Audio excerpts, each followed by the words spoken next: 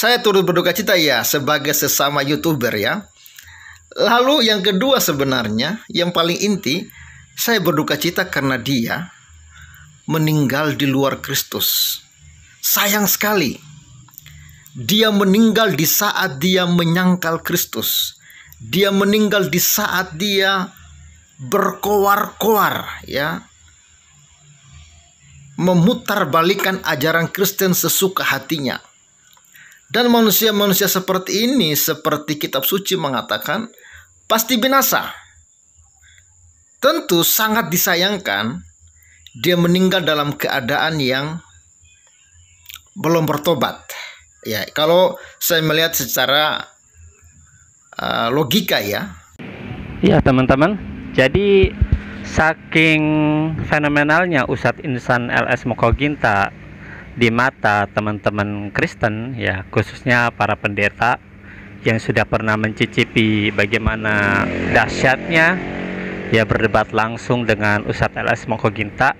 Tak ada satupun ya para pendeta apalagi umat Kristen ecek-ecek sekelas Papel ya, yang cuma seperti sales Tuhan ala tukang obat di pasar ya, cuma teriak-teriak doang, percaya Yesus, ayo kita terima Yesus sebagai Tuhan. Sedangkan dia sendiri tuh nggak paham dengan ajaran Kristennya ya, maka kematian ya, kabar kematian atau wafatnya Ustadz Insan LS Mokoginta ini tentu menjadi sukacita bagi mereka ya. Jadi mereka sangat bergembira, sangat bersukacita. Adapun ungkapan bela sungkawa ataupun berduka cita mereka itu adalah hanyalah ya pepesan kosong alias cuma alasan aja ya, padahal dalam hati mereka sangat bergembira. Tapi bagi kita sebagai seorang muslim tentu memahami ya bahwa sesungguhnya kematian itu adalah sesuatu yang pasti, tidak mengenal siapapun ya, baik itu muslim, kafir, anak kecil, orang tua ya, orang sakit ataupun orang sehat, semua bakalan mati ya, semua bakalan menghadap Allah Subhanahu wa taala. Cuma memang ya yang membedakan adalah apakah kita mati dalam keadaan husnul khotimah atau mati dalam keadaan su'ul khotimah. Apakah kita mati dalam beriman kepada Allah Subhanahu wa taala atau justru dalam keadaan kafir kepada Allah Subhanahu wa taala. Sebagaimana yang kita ketahui ya, Ustadz Insan LS Mokoginta ini wafat atau meninggal itu dalam keadaan yang sangat mulia, yaitu dia dalam keadaan beribadah kepada Allah Subhanahu wa taala. Setelah sholat maghrib, dia melaksanakan sholat sunnah, lalu Allah panggil dengan sangat indah, yaitu dalam keadaan beribadah kepada Allah Subhanahu wa taala. Sungguh luar biasa ya kematian seperti ini, sangat indah gitu. Setelah Allah memberinya hidayah ya, memanggil dia untuk bagaimana Ustadz Insan LS Mokoginta ini dulunya kafir ya, akhirnya dia memeluk Islam berkat hidayah Allah Subhanahu wa taala. Bukan hanya Allah panggil dia untuk menerima hidayah Islam, tapi juga dia tergerak hatinya untuk senantiasa selama hidupnya itu selalu berdakwah ya, menyebarkan agama Islam, membuktikan kebenaran Islam, dan hingga akhir hayatnya Allah panggil dia dalam keadaan beribadah kepada Allah Subhanahu wa taala. Sungguh ini adalah kematian yang sangat indah teman-teman ya. Sebagaimana firman Allah Subhanahu wa taala ya, dalam Quran surat Al-Bayyinah disebutkan, innal ladzina amanu wa 'amilus solihati ulaika hum khairul bariyah. Jazaohum inda rabbihim jannatu 'adnin tajri min tahtihal anharu khalidina fiha abada. Radhiyallahu anhum wa radu'an.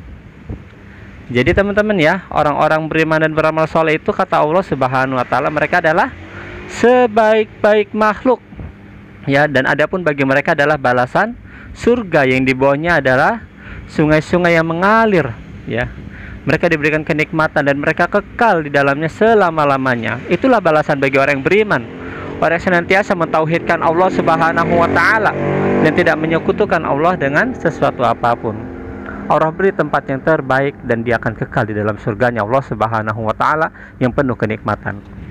Adapun jika orang-orang mati dalam keadaan kafir, dalam keadaan masih saja mempercayai Yesus sebagai Tuhan, yang padahal Yesus tidak pernah mengakui dirinya sebagai Tuhan baik di dalam Alkitab maupun di dalam Al-Quran, maka orang-orang semacam ini disebutkan dalam Al-Quran sebagaimana surat Al-Bayyinah, innal ladzina kafaru min ahlil kitabi wal musyrikina fi nari jahannam khalidina fiha ulaika hum syarrul bariyah. Sesungguhnya orang-orang kafir dari kalangan ahli kitab dan musyrik fi nari jahannam. Ya, mereka itu tempatnya adalah di neraka. Khalidina fiha, mereka kekal di dalamnya. Bukan hanya mereka akan masuk ke dalam neraka, ya, orang yang mati dalam keadaan kafir tersebut yang tidak beriman kepada Allah Subhanahu wa taala. Kan tetapi Allah menggelari mereka dengan hum syarrul bariyah. Mereka adalah seburuk-buruk makhluk. Maka luar biasa Ustadz Insan ini ya, ketika beliau mati dalam keadaan Islam, mati dalam keadaan beribadah dan beriman kepada Allah Subhanahu wa taala. Itu adalah kematian yang sangat luar biasa, ya. Dan ini ya tentu menjadi iri bagi kita sebagai seorang muslim yang masih hidup, ya. Kita berharap kepada Allah Subhanahu wa taala agar kita juga dimatikan oleh Allah Subhanahu wa taala dalam keadaan husnul khotimah, dalam keadaan beriman dan beribadah kepada Allah Subhanahu wa taala. Jangan sampai kita mati dalam keadaan su'ul khotimah, apalagi sampai dalam keadaan mengkafiri atau mengkufuri Allah Subhanahu wa taala. Nauzubillah min dzalik. Maka jelaslah bagi orang-orang kafir, bagi orang-orang yang mengkufuri Allah Subhanahu wa taala, tempatnya adalah di neraka jahanam. Mereka kekal selama-lamanya dan tidak akan pernah ya menyicipi kenikmatan surga karena mereka telah mengkufuri Allah Subhanahu wa taala. Oke teman-teman, ya. Jadi kita tahu ya bahwa memang sesungguhnya ya Ustadz Insan LS Mokoginta ini ya, beliau telah wafat, beliau telah dipanggil Allah Subhanahu wa taala, dan bagi kita sebagai seorang muslim itu adalah sesuatu yang pasti terjadi pada siapapun. Oleh karena itu ada istilah mati satu tumbuh seribu. Ya, orang Kristen harus paham ya, ketika mereka bersuka cita atas kematian Ustadz Insan LS Mokoginta, mereka tidak sadar bahwa sesungguhnya Ustadz Insan LS Mokoginta telah mengkader ribuan orang, ratusan orang ya, untuk bagaimana dididik kristologi, dan mereka siap untuk melakukan pertempuran ya, perang wacana, perang pemikiran, dan perang argumentasi kepada pihak-pihak Kristen, baik kalangan pendeta, pastor, apalagi kayak kalangan Kristen kelas ecek-ecek seperti Papel 88 ini. Ustadz Mokoginta yang selama ini menggebu-gebu, begitu bersemangat menyerang kekristenan, walaupun sebenarnya serangan-serangan yang dia lakukan adalah serangan-serangan sampah yang tidak berbobot. Ya, Papel 88 ini kan bisa saja dia mengatakan katanya argumentasi Insan LS Mokoginta itu sampah. Tapi perlu diketahui, Ustadz Insan LS Mokoginta ini ya, dia menulis buku ya yang sangat ilmiah, yang buku itu diperdebatkan, diseminarkan bukan hanya di kalangan Islam tapi juga diperdebatkan ya, mengundang langsung beberapa pendeta, beberapa pastor untuk bagaimana membuktikan ya kesalahan dari tulisan-tulisan Ustadz Insan LS Mokoginta secara langsung. Namun sampai saat ini tidak ada satupun orang Kristen yang mampu membantah tulisan-tulisan atau argumentasi yang dikemukakan oleh Ustadz Insan LS Mokoginta. Ya, jadi kalau dibilang katanya argumentasi Ustadz LS Mokoginta sampah, itu adalah cuma persepsi Papel 88 saja. Yang sebenarnya sampah itu adalah dia. Kenapa dia itu sampah? Dia tidak pernah menulis buku, dia juga tidak pernah debat secara langsung, ya, cuma berani di online saja di YouTube. Sedangkan Ustadz LS Mokoginta itu dia berani face to face dengan beberapa pastor, dengan beberapa pendeta, dan itu dia lawan semuanya. Tidak ada rasa takut. Karena memang Ustadz LS Mokoginta itu berdasarkan argumentasi, berdasarkan ilmu, berdasarkan ilmiah. Sedangkan Papel 88 itu tuh, dia itu cuma apa ya, kalau dibilang pendeta juga pendeta memalukan. Karena apa? Yang diucapkan itu cumalah seperti orang tukang obat aja gitu di pasar ya. Seperti sales Tuhan, sales-sales ciki, sales-sales makanan di pasar. Ayo percaya Yesus, ayo percaya Yesus, ya terimalah Yesus sebagai Tuhan. Orang kayak gitu mah bisa ngomong, tapi argumentasinya apa gitu? Satu jawaban saja ya, satu pertanyaan saja yang dikemukakan oleh Ustadz LS Mokoginta terkait pertanyaan, mana buktinya Yesus mengaku bahwa dirinya adalah Tuhan yang harus disembah di dalam Alkitab? Ya, Papel 88 membuat video khusus untuk ini, dan itu sudah saya bantah ya, teman-teman bisa cari di channel saya, menunjukkan betapa bodohnya dia terhadap ajaran agama Kristennya sendiri.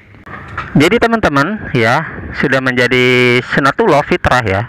Jadi fenomena wafatnya Ustadz Insan LS Mokoginta dan mendapatkan reaksi yang luar biasa dari teman-teman Kristen khususnya di dunia YouTube ini ya. Jadi itu menunjukkan sesuatu yang sangat lumrah karena memang mereka memiliki dendam atau kebencian yang luar biasa terhadap Ustadz Insan LS Mokoginta, karena argumentasi Ustadz LS Mokoginta itu telah benar-benar menelanjangi ya kepalsuan dari ajaran Kristen yang mereka anut ya. Saya jawab, yang pertama, saya turut berduka cita ya sebagai sesama YouTuber ya. Dan juga ya Papa 88 ini terlalu dungu gitu ya ketika mengatakan bahwa sesama YouTuber ya. Ustadz LS Mokoginta itu bukan YouTuber. Dia adalah Ustadz yang jam terbangnya itu sangat sibuk ya. Beliau mengisi kajian di beberapa masjid, di beberapa majelis taklim ya, memiliki beberapa yayasan, menulis buku, menelaah. Jadi beliau tuh kerjanya tuh luar biasa gitu pengkajiannya. Berbeda dengan Papa 88 yang cuma pengangguran ya, sales Tuhan, dagang-dagang ocehan-ocehan sampah tidak bermutu ya. Dia nyari duit itu dari situ, dari YouTube ya, dari dari ocehan-ocehan sampah ya. Jadi sangat beda lah kelas antara Ustadz LS Mokoginta dengan Papa 88 channel dan juga YouTuber-YouTuber Kristen lainnya. Terima kasih.